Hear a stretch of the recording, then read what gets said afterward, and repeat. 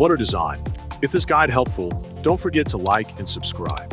Open the GitHub Flutter event schedule app template in your browser, which has been provided in the comment pin.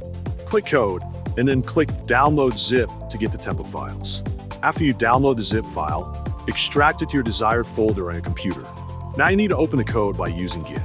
Navigate to the extracted folder and right-click inside it. If you use Windows 11, click Show More option from the context menu.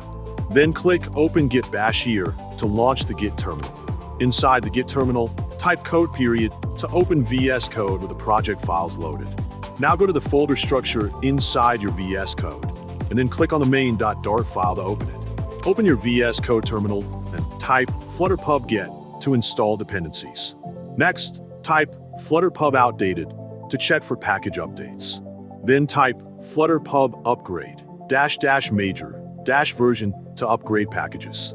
Now type flutter create period to initialize the Flutter project. After that completes, type flutter run to launch the application. If you want to edit the code, simply go to the main.dart file. For example, you can edit the music and food text elements to customize the interface.